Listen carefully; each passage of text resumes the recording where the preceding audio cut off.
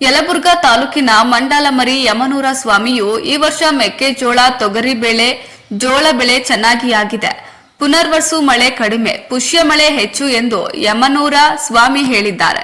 ಮುಸ್ಲಿಮರು ಇಲ್ಲದ ಗ್ರಾಮದಲ್ಲಿ ಬೇರೆ ಊರಿನಿಂದ ಮೌಲಲಿಗಳನ್ನ ಕರೆತಂದು ಹಲೈ ದೇವರಿಗೆ ಪೂಜೆ ಸಲ್ಲಿಸಿ ಅತ್ಯಂತ ವಿಜೃಂಭಣೆಯಿಂದ ಹಬ್ಬವನ್ನ ಆಚರಿಸುತ್ತಾ ಬಹಳ ಹಿಂದಿನಿಂದಲೂ ನಡೆದುಕೊಂಡ ಬಂದ ಸಂಪ್ರದಾಯ. ಯಾವುದೇ ಜಗಳ ತಂಟೆ ಇಲ್ಲದೆ ಪ್ರತಿ ವರ್ಷ ಹಿಂದೂ ಮುಸ್ಲಿಂ ಏಕತೆಯ ಭಾವೈಕ್ಯ ಪ್ರತೀಕವಾಗಿ ಮೆರೆಯುತ್ತಿರುವ ಮಂಡಲಮರಿ ಗ್ರಾಮಸ್ಥರ ಬಾಂಧವ್ಯ ಶ್ಲಾಘನೀಯವಾಗಿದೆ. ಕೊಪ್ಪಳ ಜಿಲ್ಲೆಯಲ್ಲಿ ಹಲವು ಗ್ರಾಮದಲ್ಲಿ ಮುಸ್ಲಿಂ ಸಮುದಾಯದವರು ಇಲ್ಲದಿದ್ದರೂ ಹಿಂದೂಗಳೇ ಪ್ರತಿ ವರ್ಷವೂ ಅತ್ಯಂತ ವಿಜೃಂಭಣೆಯಿಂದ ಆಚರಿಸುತ್ತಿದ್ದಾರೆ. ಇಂದಿಗೂ ಹಿಂದೂ ಮತ್ತು ಮುಸ್ಲಿಂ ಸಮುದಾಯದವರು ಸಹೋದರರಂತೆ ಸೌಹಾರ್ದಯುತವಾಗಿ ಬದುಕು ನಡೆಸುತ್ತಿದ್ದಾರೆ.